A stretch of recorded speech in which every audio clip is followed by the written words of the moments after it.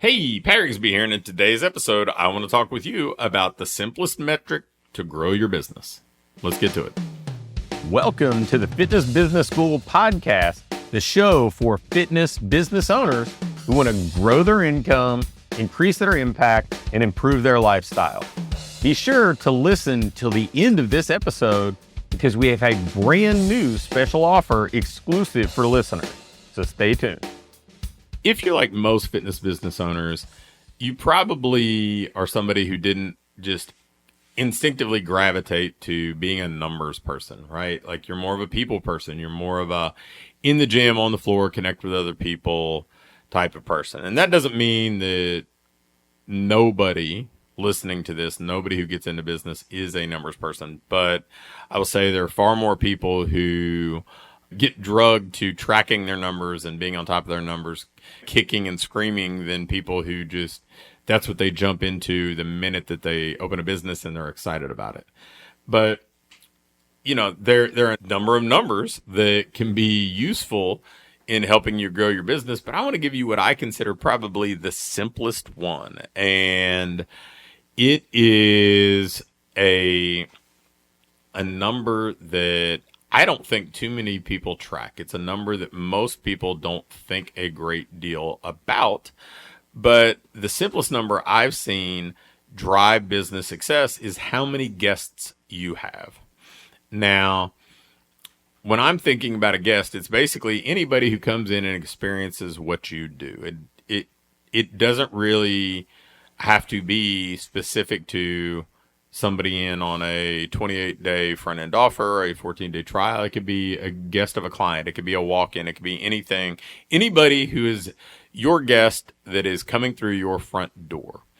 And if somebody is stuck, if somebody is stagnant, if somebody feels like their business is not going where they want to go, my first thought would be, how can you get more people through the front door? Because every time that I'm in an environment where I get to talk to business owners and I have the opportunity to ask the question related to how do you do when you have people through the front door, the answer is almost without exception, almost universal. They'll say, if they come in, then we usually keep them. And some people are great at tracking that number of, hey, of the people who come in, we convert 77%.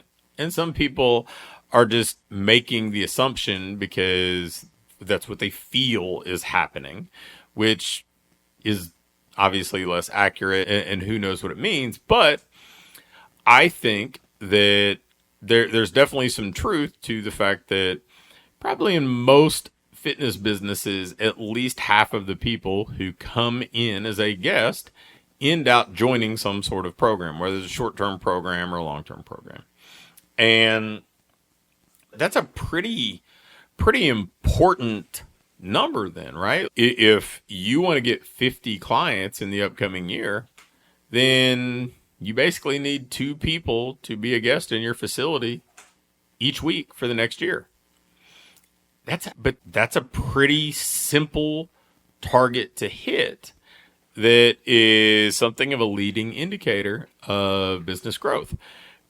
And there's so many different ways that you can do it, right? There are dozens of different ways that you can get somebody to come through your front door.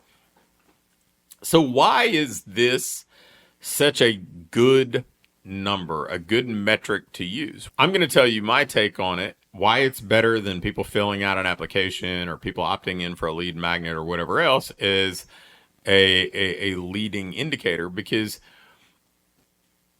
somebody who is starting a fitness program, the biggest obstacle is usually not the fee. Now, I'm sure there are some people who will disagree with that, and I guess it depends on what their fee is, right, and who they're marketing to. So I'm not going to say that it's completely inaccurate, but people spend money on all sorts of stuff. And most fitness businesses that I see don't charge so much that the amount of money that they would charge for their least expensive program is so out of line with what the people walking through the door are spending money on, that it's just sticker shock that they would never consider spending that much disposable income on something that was important to them. I don't think that's usually the biggest obstacle. Usually the biggest obstacle is going into an uncomfortable environment that is unfamiliar, that's a little bit intimidating and scary, that you have preconceived beliefs or expectations about, that might invoke self-image issues or previous negative experiences. There's a lot of internal emotional kind of baggage that comes with this, and a lot of trepidation that people have. And then also the fact that most fitness businesses are asking for some degree of a meaningful commitment. Everybody wants to say you've got to be committed and it's a lifestyle or whatever else, that until somebody may feel prepared to make something of a commitment, they may be hesitant to walk through that door because that's their belief. This is what's going to be asked of me, or this is what people are going to say I need to do if I'm committed or serious or whatever. So if you can get people through the door, you've gotten them over what I would consider a much bigger hurdle than whatever the cost of a front end offer might be, because odds are most of the people who come through your door will spend what it costs for one of your front end offers on all sorts of other things that go into self-care, image, or whatever else. People spend more than that amount of money on skincare and getting their hair styled and all this other stuff. People spend more than that amount of money on clothes and shoes and all sorts of different things. So I don't think that amount of money for the initial program you might offer to get somebody in is usually the obstacle. It's usually all these other things. So if you want to generate more business, if you want to get more clients, get more revenue, place a little more emphasis on just what can you do to get people through the front door? How can you lower the friction? How can you deploy more tactics that generate guests and make it easier for them to come in, make it more inviting?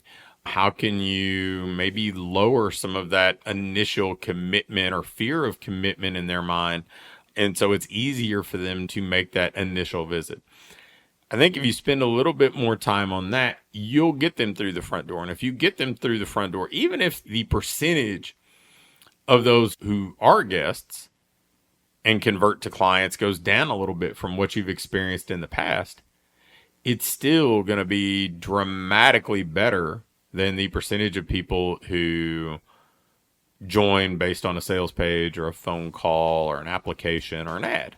So if you want more clients in the upcoming year, get more guests through the door.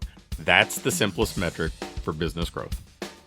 Thanks for listening to this episode of the Fitness Business School. Before you go, I have a quick announcement.